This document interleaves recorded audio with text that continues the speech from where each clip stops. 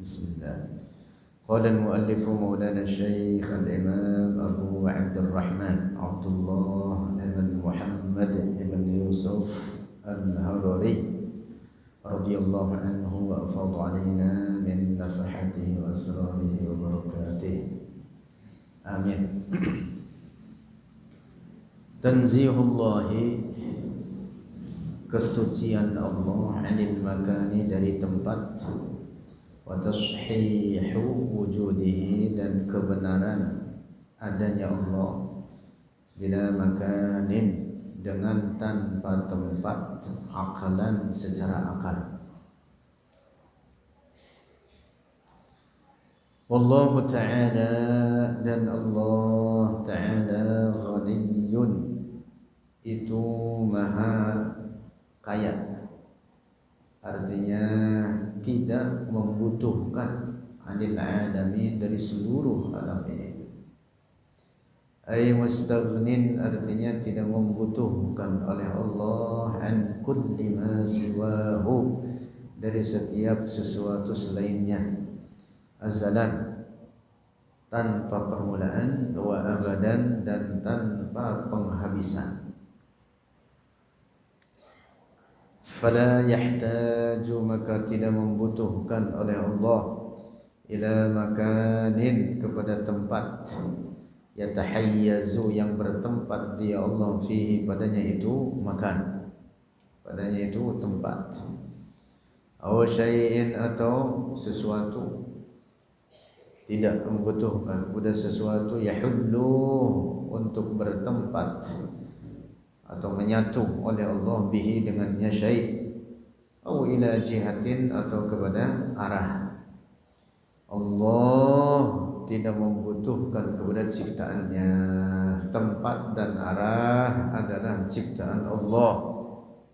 Allah ada tanpa tempat dan tanpa arah, tidak membutuhkan kepada ciptaannya tersebut.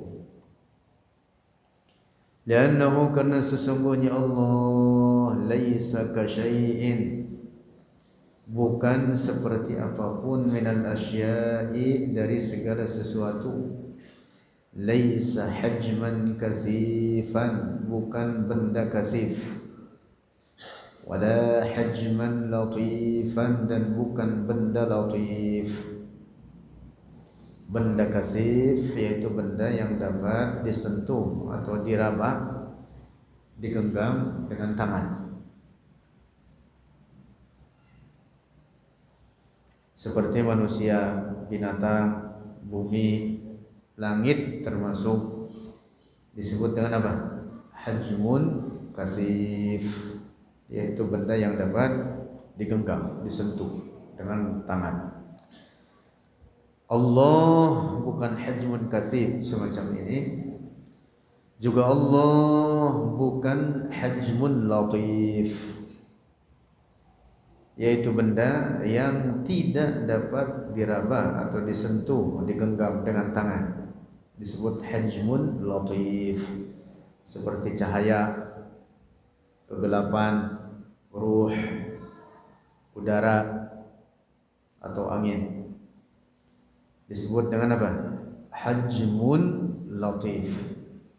Allah bukan benda, bukan benda kasif, dan bukan benda latif. Allah maha suci dari segala bentuk dan ukuran.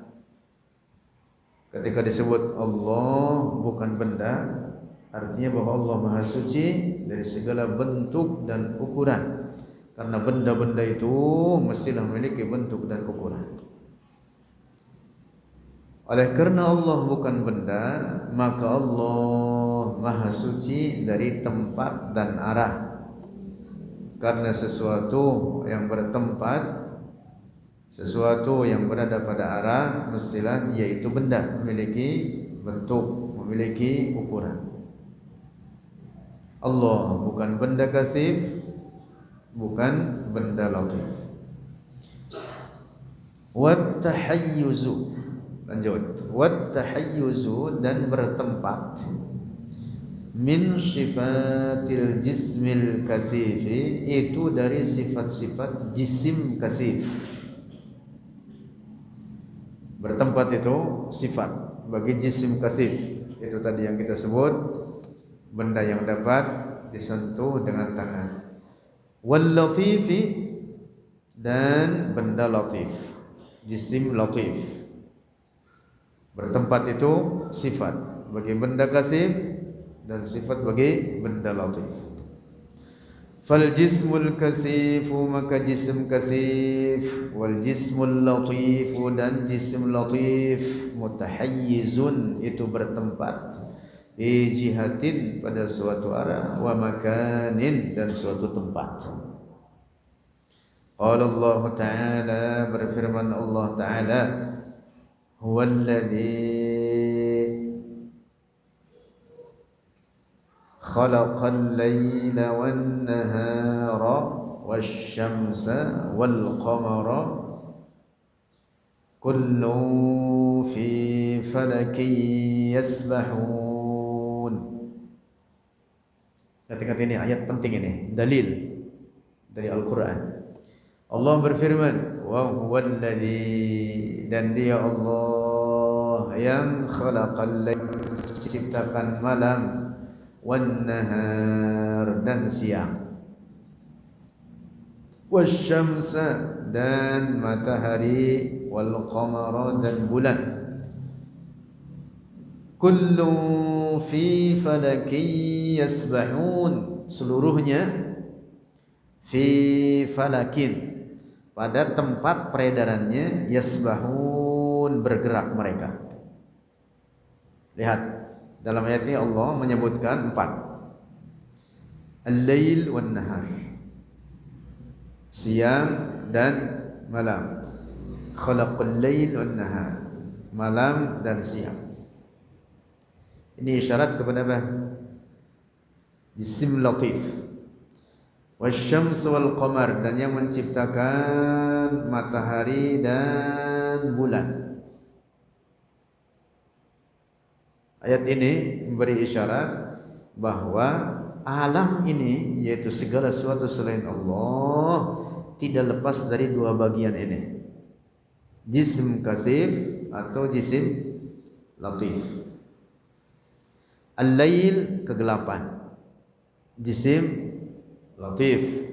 An-nahar, siang, cahaya, jisim latif. Kemudian oleh Allah disebutkan asy-syams dan al-qamar adalah keduanya jisim kasif.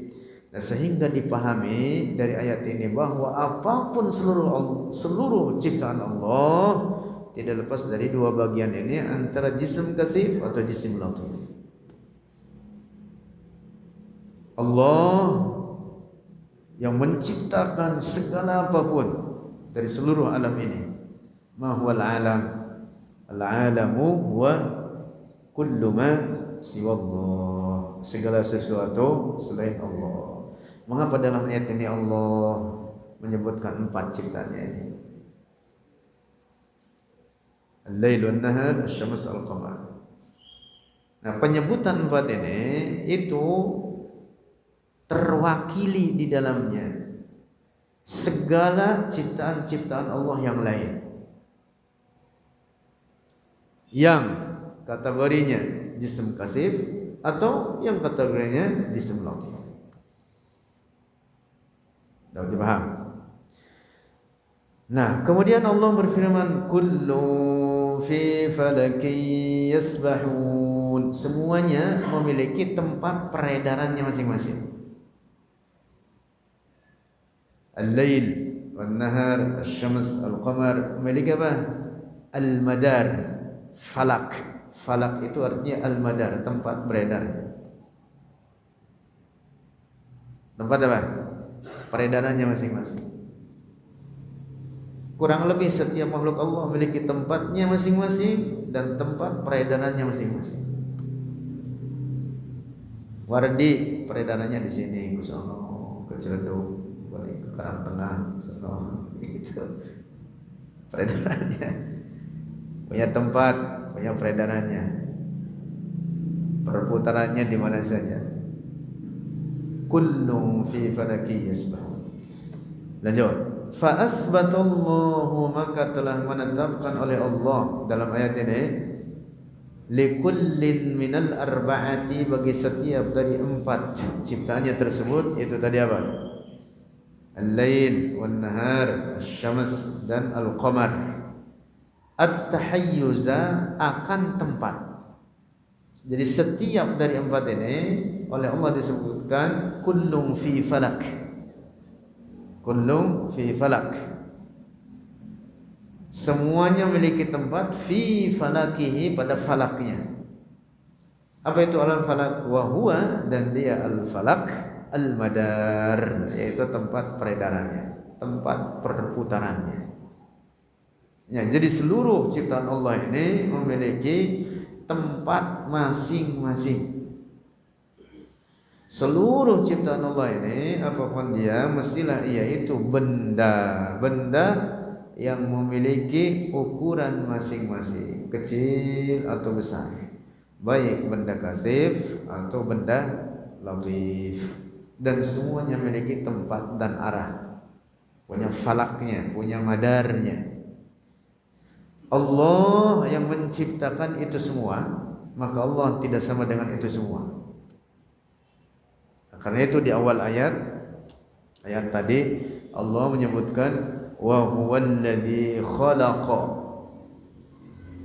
dia Allah yang menciptakan.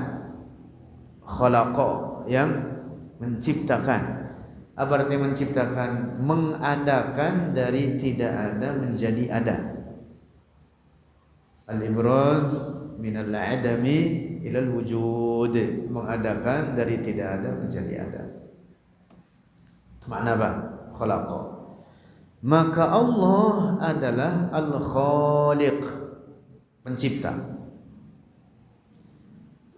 Nah, segala sesuatu selain Allah yang diciptakan olehnya adalah al-makhluq. Makhluk. Allah khaliq, pencipta. Segala sesuatu selain Allah yang diadakan olehnya adalah apa? Makhluk. Al-Imam Abu Hanifah berkata, anna yushbihul khaliqu makhluqahu. Tidak mungkin, mustahil pencipta sama dengan yang diciptakannya. Nah, seluruh ciptaan Allah adalah benda-benda, memiliki bentuk, memiliki ukuran, kecil maupun besar. Seluruh ciptaan Allah memiliki tempat, memiliki arah. Allah yang menciptakan itu semua, maka Allah tidak sama dengan itu semua.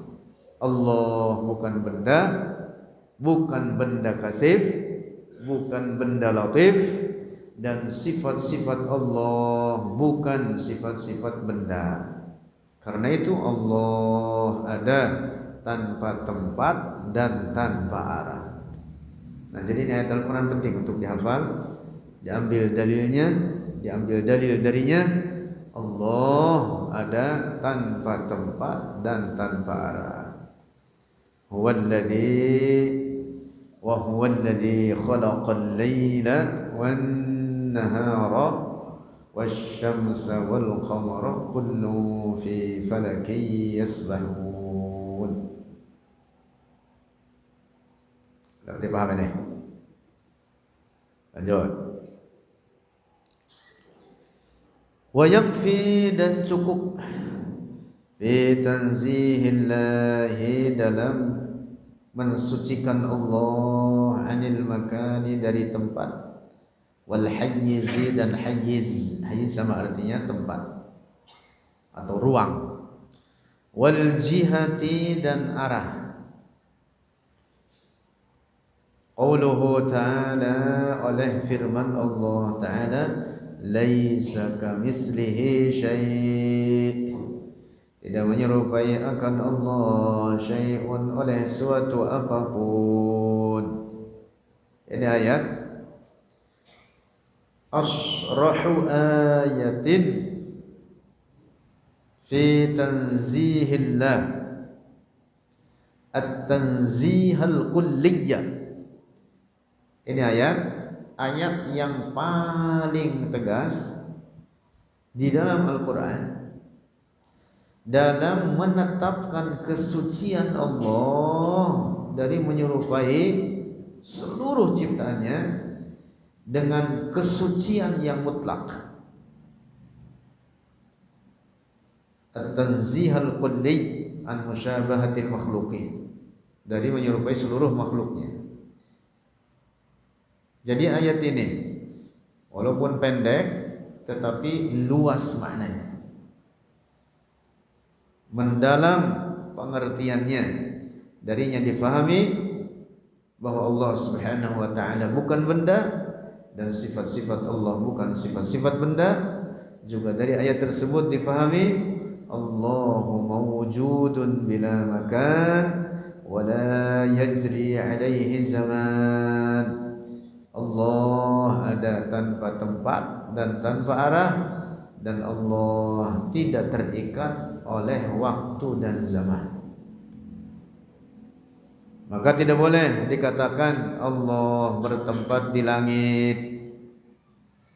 Tidak boleh dikatakan Allah bersemayam di atas arasy, seperti keyakinan rusak orang-orang musyabbihah, mujassimah, hasyawiyah yang di zaman kita sekarang representasinya kelompok musyabbihah, mujassimah ini adalah orang-orang Wahabi di zaman kita sekarang. Orang Wahabi yang sekarang nyebar di sebagian masyarakat kita, mereka menamakan dirinya Salafi. Tidak boleh kita menyebut mereka Salafi karena mereka berseberangan, menyalahi, berbeda dengan para ulama salaf. Ajaran mereka rusak. Sebenarnya mereka siapa? Wahabi. Siapa itu Wahabi? Pengikut Muhammad bin Abdul Wahhab. Perintis gerakan Wahabi ini orang Muhammad bin Abdul Wahhab. Dia mengkreasi ajaran-ajaran dari dirinya sendiri, dengan beberapa di antaranya mengambil dari kesesatan orang yang bernama Ahmad ibn Taimiyah. Ada banyak kesesatan kelompok ini, salah satunya mereka mengatakan Allah memiliki bentuk, memiliki ukuran, memiliki anggota-anggota badan, juga mengatakan memiliki tempat dan arah. Mereka mengatakan bertempat di langit, juga mereka mengatakan bersemayam di atas arsy. Jadi bahasa mereka begitu. Di langit, di atas arsy. Kalimatnya aja ngaco. Di langit, di atas arsy.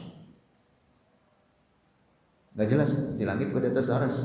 Ngomongnya begitu, di langit, di atas arsy. Nauzubillah. Allah yang menciptakan langit, Allah tidak membutuhkan kepada langit. Allah yang menciptakan arsy tidak membutuhkan kepada arsy. Allah tidak menyerupai dan tidak membutuhkan kepada segala apapun dari seluruh ciptaannya ini, termasuk tempat dan arah adalah ciptaan Allah. Nah, jadi ini penting ayat ini ayat tauhid. Allah berfirman, "Laisa kamitslihi syai'." Dia Allah tidak menyerupai segala apapun dari ciptaannya. Wallahu a'lam bishawab.